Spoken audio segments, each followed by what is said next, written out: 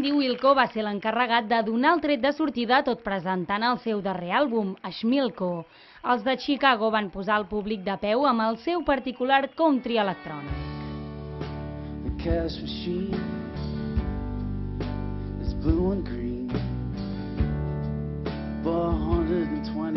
El grup va aparèixer en escena entre llums blaves, de fons Ashes of American Flags, una cançó del disc Yankee Hotel Foxtrot.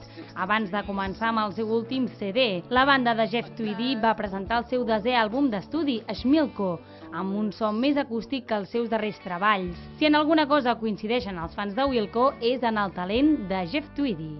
És un autor de tota la vida i que es va renovant bastant dintre del que cap.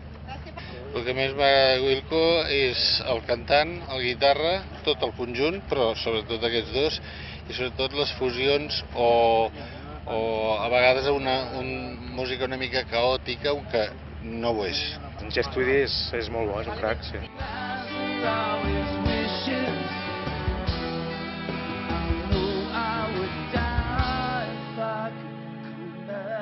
Era obligatori el missatge polític de Tweedy, disculpant-se davant el públic per la presidència de Donald Trump, però també mostrant-se distès i fent broma amb el glamour dels assistents. Els de Chicago van complir amb les expectatives i van delectar els seus seguidors amb un ampli repertori de 29 cançons, amb clàssics com Cry All Days o If I Ever Was a Child. I shake like a toothache when I hear myself sing. Superbé, acústiques, elèctriques, les veus, dobles veus, genial. La música i l'entrega, vull dir, el directe d'ells és molt bo i a més ho han fet estupendo, o sigui que perfecte. Era molt seguidor dels discos i tot, i mai els he vist en directe i puc dir que he al·lucinat i que, no sé, demà tinc un concert i no sé com m'hi posaré perquè ha sigut espectacular, vull dir, una contundència brutal, sonava des del minut zero i com han anat creixent el concert i han anat fent amb el públic el que volien, molt bé.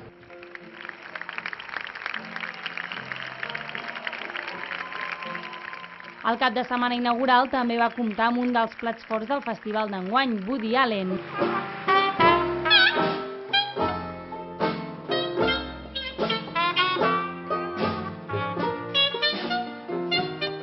El jazz i el swing més improvisats van seduir els jardins de Cap-roig de la mà del músic i cineasta nord-americà, acompanyat de la New Orleans Jazz Band. Allen i el seu clarinet van oferir un recital de 2 hores, traslladant els assistents a un clàssic Nova Orleans.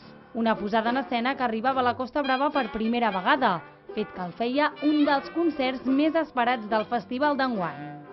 Estuvo muy lindo, venimos desde lejos para venir a verlo. Sí. Somos argentinos, vivimos en Israel y vinimos a verlo especialmente.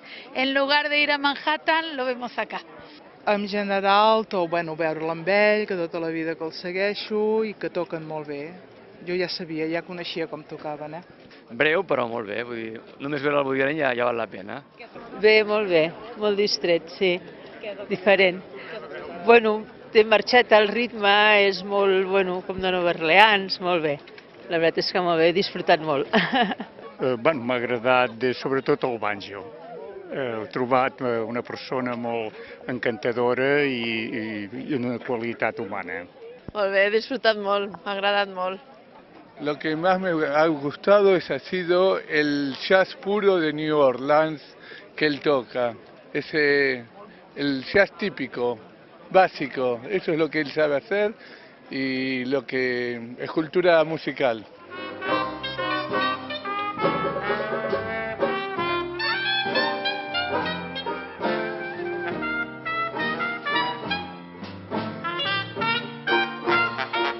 I pel que fa al repertori, marxes i blues remots com aquest instrumental que va obrir el concert.